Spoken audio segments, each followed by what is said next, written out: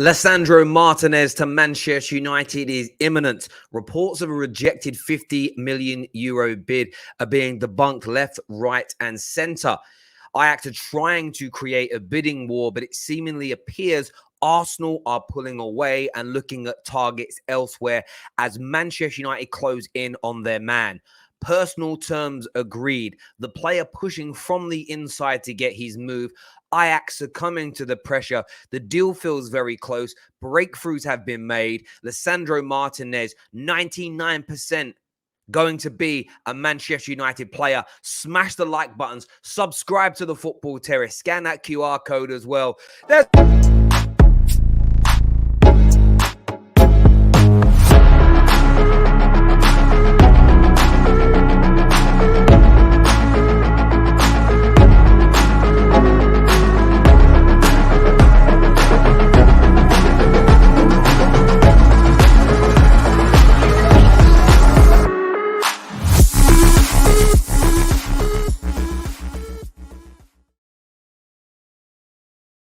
Lisandro Martinez has been a deal that for the past 3 to 4 weeks has absolutely gripped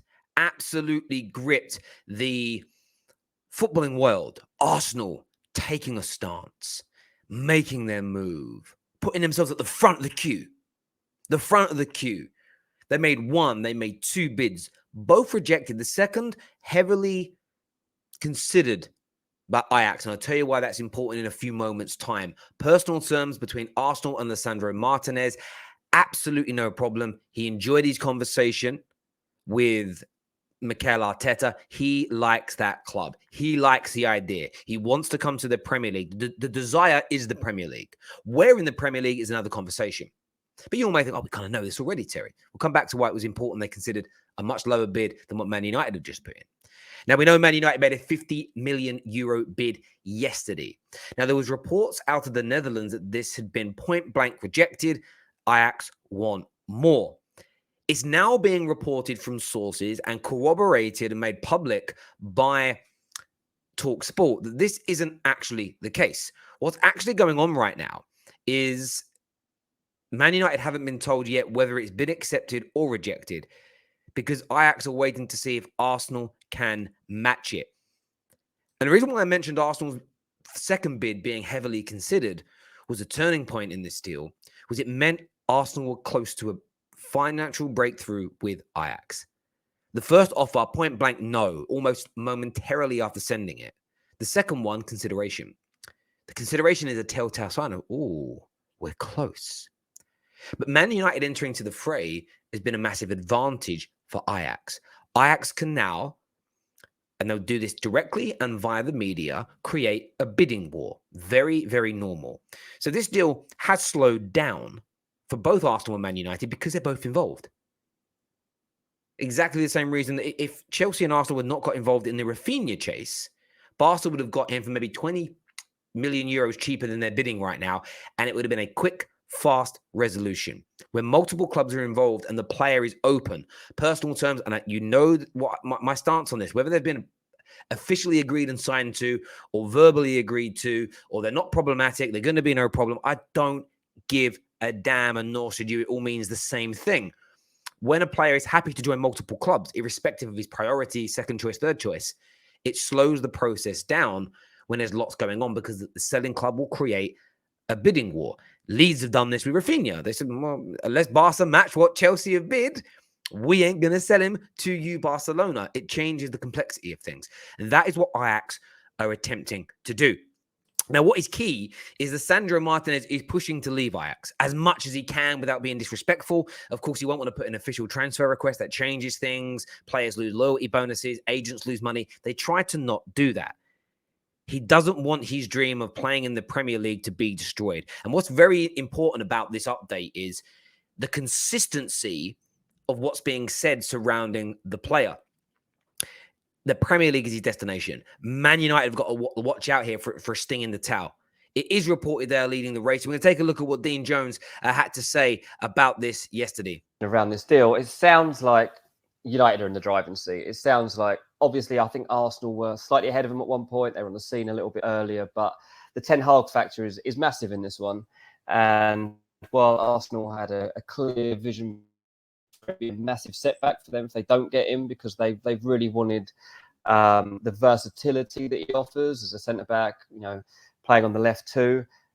It'll be a shame for Arsenal to miss him. But for United, I really feel like Ten Hag wants somebody in there that can understand what he's trying to do, right? And so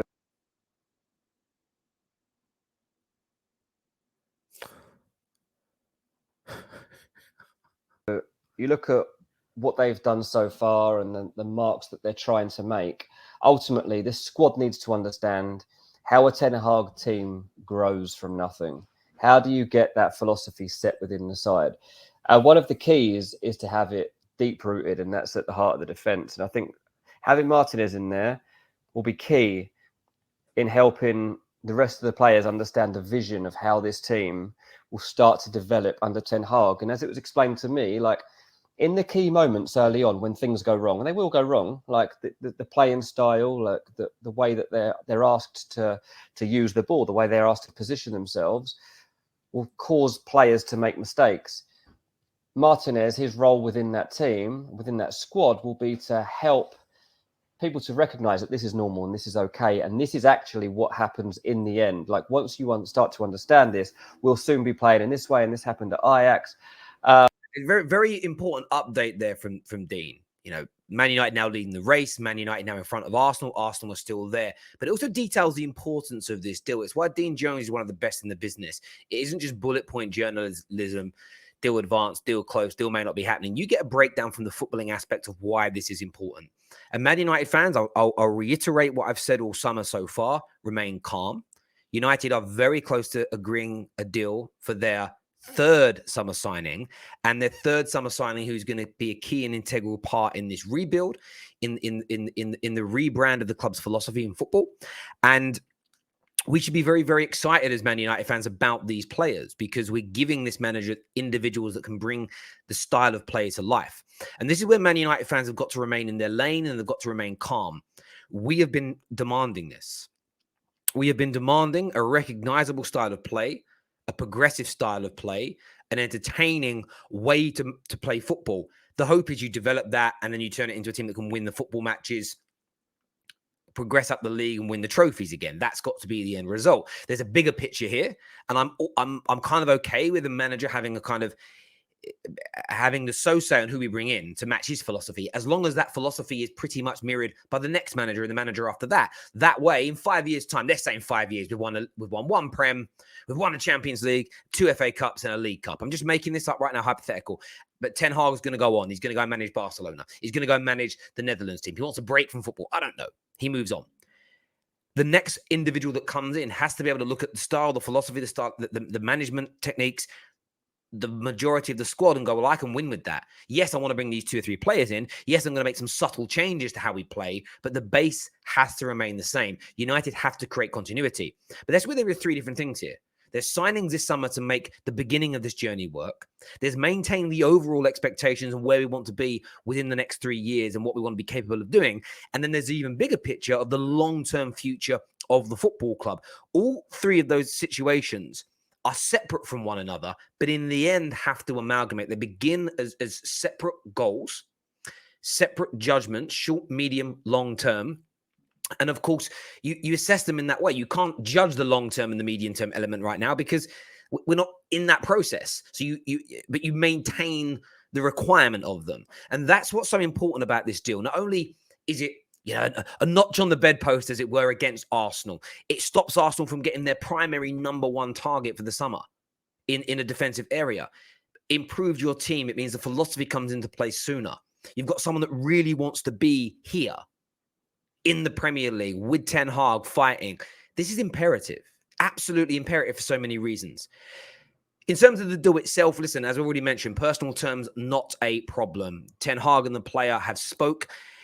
He wants to cut. He's going to pick Man United over Arsenal if Man United get their bid accepted. Of course, what Ajax are looking for Arsenal to. It's a very interesting scenario if Ajax get a bid from Arsenal that's bigger than Man United's. then you go into a whole different world in this scenario, and things could protrude longer, could go on for a longer period. That is what Ajax are trying to create. They are trying to create a bidding war. They're trying to get as much money as possible. So Man United fans need to stop being so downbeat and annoyed it's taking a long time. This is the nature of the beast. Nothing is abnormal about this at all, as far as I can see.